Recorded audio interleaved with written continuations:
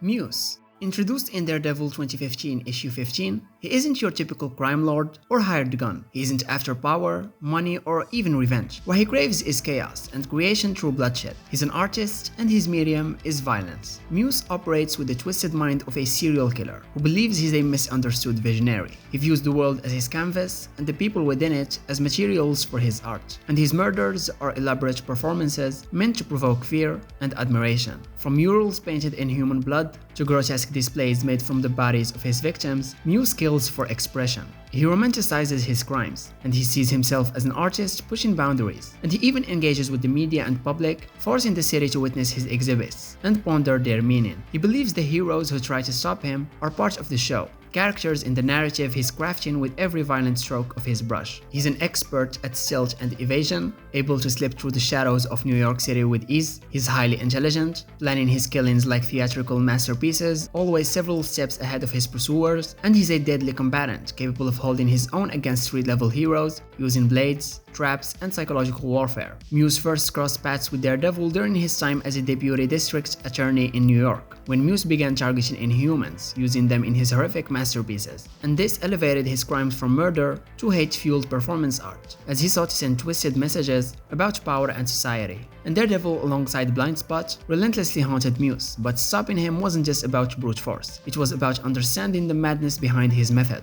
He's fascinated by fear, by the creation his art provokes, and by the permanence of his horrifying creations. He doesn't fear death or capture because in his mind, he's already immortalized himself through his grotesque masterpieces. Muse represents a unique kind of street-level threat. He is less of a gangster and more of a terror artist, turning every murder into a statement and every crime scene into a gallery. Bulleseye.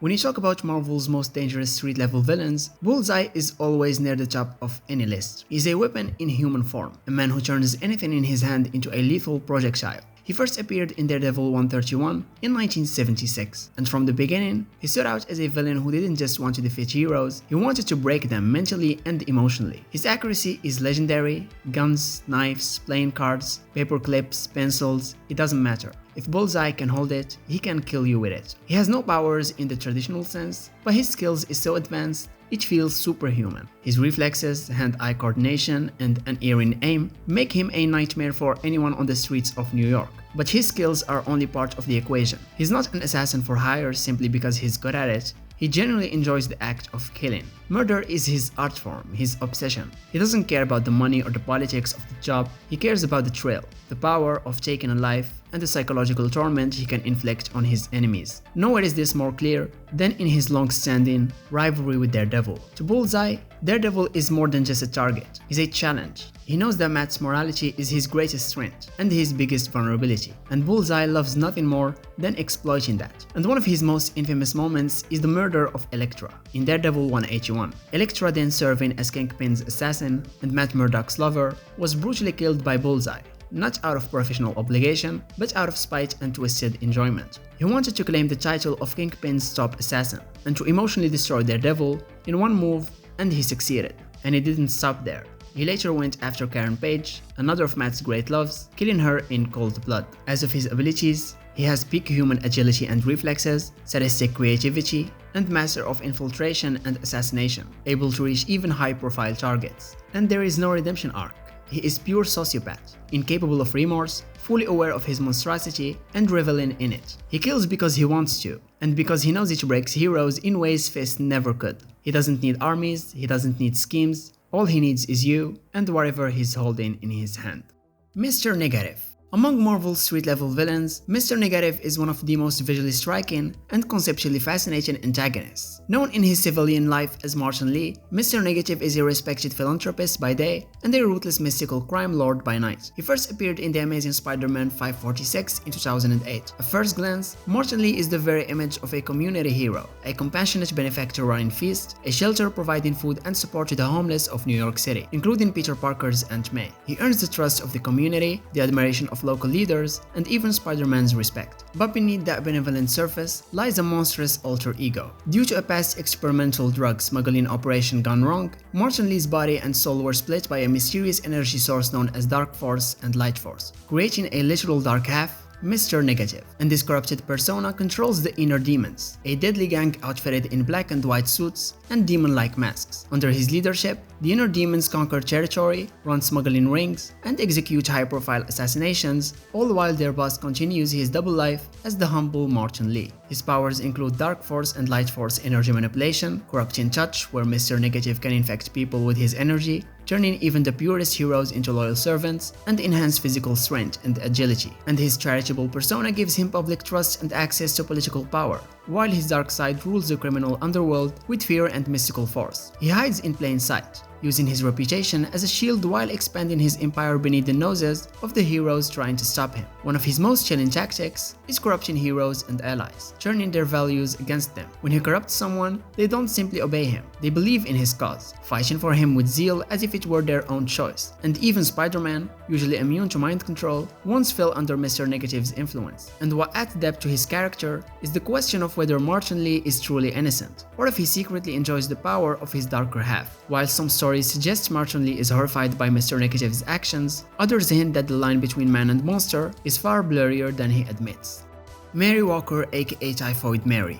She is one of Marvel's most psychologically complex and dangerously unpredictable street-level villains. She's a human battlefield, a walking war between multiple fractured personalities, each deadlier than the last. First introduced in Daredevil 254 in 1988, Typhoid Mary has a deep and twisted connection to Daredevil himself. Once an innocent young woman, Mary Walker was pushed into madness after a traumatic encounter involving Daredevil. Depending on the version of her backstory, she either witnessed violence or was herself a victim. And from that moment, her mind shattered into multiple personalities, each fighting for dominance. Her personas include Mary, the quiet, timid, and gentle side, yearning for normalcy and peace; Typhoid, the brutal, violent, and highly aggressive persona, full of rage and bloodlust; and Bloody Mary, the sadistic, man-hating killer who takes Typhoid's aggression to an even deadlier extreme. And in some versions, there is a fourth persona, even more unstable and uncontrollable. Each personality brings different strengths and motives, but all share a deep-rooted pain and fractured identity. She can exploit her own vulnerability, lulling victims into a false sense of security as Mary, before letting Typhoid or Bloody Mary unleash pure havoc. She has pyrokinesis, allowing her to create and control fire, low-level telekinesis, enabling her to move objects or manipulate her weapons mid-air, and she's an expert martial artist and assassin. She's seductive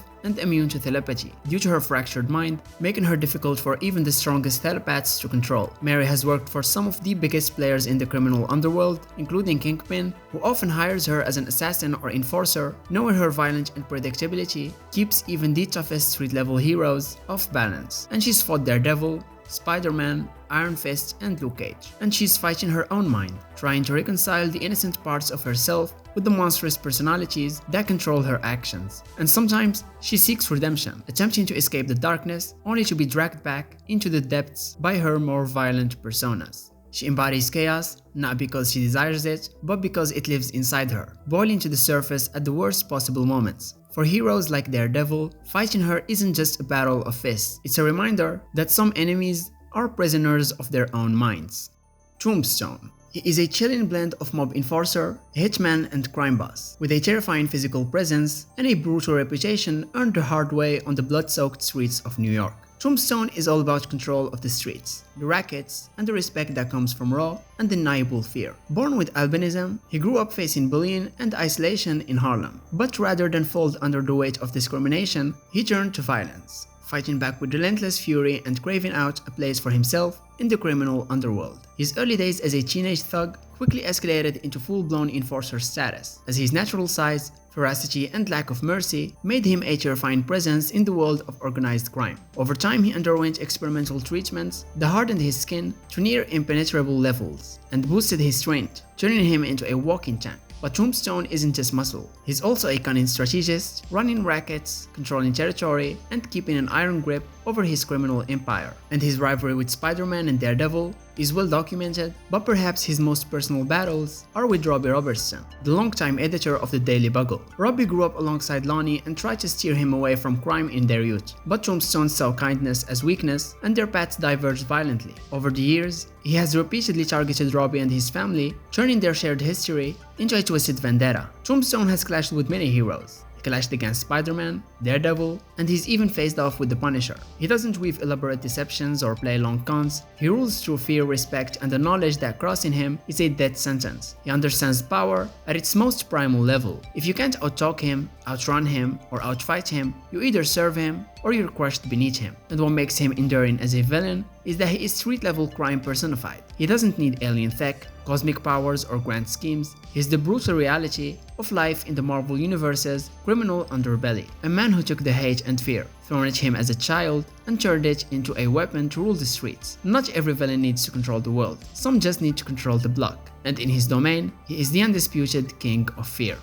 The Hood. He is a villain who went from small-time crook to criminal kingpin by making a literal deal with the devilish forces of the supernatural. He made his debut in The Hood 1 in 2002. At the start, Parker Robbins is just an average petty thief from New York, struggling to support his family while skimming through low-level crimes. But everything changes when during a botched robbery, he stumbles across a mystical cloak and boots once belonging to a demonic entity. These artifacts give him the ability to turn invisible, levitate, and summon demonic firepower. He didn't set out to become a supervillain overlord. He was a man backed into a corner, desperate to make something of himself. But once he got a taste of power, he rapidly grew from a nobody to the head of a sprawling criminal empire, uniting dozens of minor supervillains under his leadership. He offered them what they craved: protection, purpose, and a chance to thrive under the radar of the Avengers and S.H.I.E.L.D. As the Hood, he has clashed with Spider-Man, Daredevil, the Punisher, and even the Avengers themselves. During the Dark Knight storyline, he becomes a key figure in the power vacuum left after Norman Osborn's rise to power, essentially becoming the king of the underworld. Unlike street thugs who operate in small territories, the Hood thinks bigger, using magic-enhanced intimidation and brutal enforcement to extend his reach across New York and beyond. As of his power, he has invisibility and teleportation, energy blasts, mystical tracking, making it almost impossible for enemies to hide from him, and later he even binds himself to Dormammu, Lord of the Dark Dimension, vastly increasing his power. But beyond the weapons and magic, the Hood's greatest asset is his ruthless ambition. He understands how to manipulate loyalty and fear, positioning himself as a boss who looks out for his crew while still keeping them in line through terror. He's cunning enough to play both sides, acting as a street-level enforcer while making moves in the mystical realms, always climbing higher on the ladder of power. Parker Robbins is a man who knows exactly what it feels like to have nothing, and he refuses to go back to that life. Every move he makes is to secure his power, protect his family, and stay ahead of the predators circling him. But in doing so, he's become a predator himself, a criminal who wears the mask of a demon to hide the desperation that made him. Chameleon. Among Marvel's street-level villains, Chameleon holds a special place as one of the most dangerous and slippery foes Spider-Man has ever faced. Long before there were shapeshifters with alien powers or holographic disguises, Chameleon was already perfecting the art of imposture and infiltration. He is the first supervillain Spider-Man ever fought, debuting all the way back in The Amazing Spider-Man 1 in 1963. He's a Russian-born master of disguise and espionage. He possesses no superhuman abilities himself, but his genius lies in mimicry and manipulation. With lifelike masks, prosthetics, and advanced voice mimicry, and eventually even surgically altered features and holographic technology, he can flawlessly impersonate anyone. He can slip into high-security areas, assume the identity of trusted allies, or destroy reputations by impersonating his enemies at their worst moments. But he is more than just a man in a mask. He is a psychological predator. His manipulation extends beyond appearances. He understands human behavior, mannerisms, speech patterns, and emotional triggers, allowing him to deceive even those closest to his targets. He studies his victims obsessively, learning their routines and relationships so he can weaponize trust against them.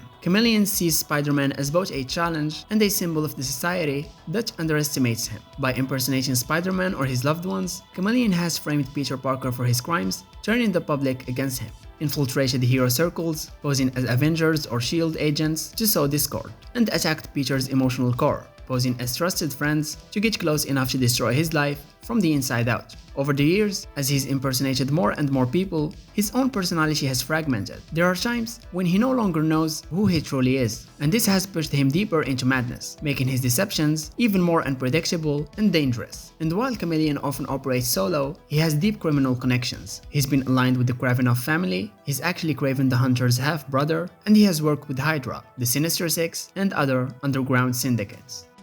Billy Russo, aka Jigsaw.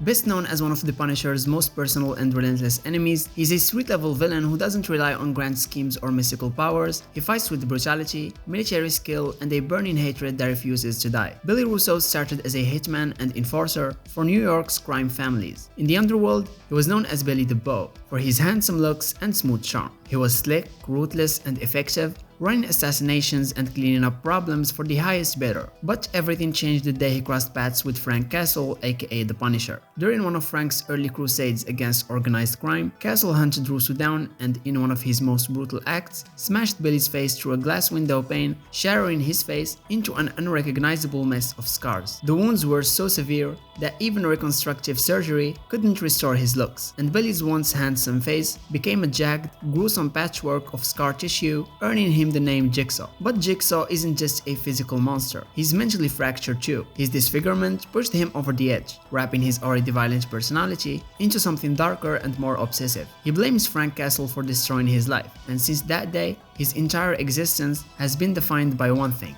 revenge. Jigsaw operates like a general of urban warfare. He's an expert marksman and tactician with military-level training in weapons and explosives. He commands gangs and criminal armies in the streets of New York, and he's a master of psychological warfare, using fear and personal attacks to torment the Punisher. And what makes Jigsaw especially dangerous is how personal his war against the Punisher is. He doesn't just want Frank dead, he wants him broken, destroyed mentally and emotionally. He targets Frank's allies, his safe houses, and anyone who gives him aid. He creates elaborate traps and scenarios designed to make Frank suffer, reflecting his own scarred psyche in the chaos he unleashes. And over the years, he has become more than just a Punisher villain. He's battled Spider-Man, Daredevil, and Moon Knight, always bringing his brand of street-level carnage wherever he goes. In some stories, like the Punisher Warzone and Punisher Max, his obsession drives him to form alliances with other criminals, rising from a scarred enforcer to a full-fledged crime lord with a terrifying reputation. He fights not for power, not for money, but because hate is all he has left, and in the streets of New York, that makes him one of the most dangerous threats of all.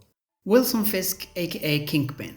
On the surface, Kingpin might seem like just another powerful, ruthless criminal, but underneath his empire of violence and corruption lies a man who clawed his way out of poverty, only to become trapped by his own ambition, paranoia, and loneliness. Wilson Fisk grew up in extreme poverty, bullied relentlessly because of his size and appearance, and the TV show Daredevil added another layer to his character. His father, an abusive drunk, constantly belittled him and beat him, instilling in young Wilson the idea that power was the only way to survive. After enduring years of humiliation and violence, Fisk eventually killed his own father to protect his mother, an act that marked his first step toward a life defined by control, dominance, and fear. From that moment on, Fisk vowed that no one would ever hurt him again, and that meant building himself into the most feared man in New York. Fisk worked his way up from nothing, manipulating gangs, politicians, and businessmen, until he became the kingpin of crime, controlling the city from the shadows. Fisk doesn't see himself as a villain, he believes his rule keeps the streets safer than the heroes ever could.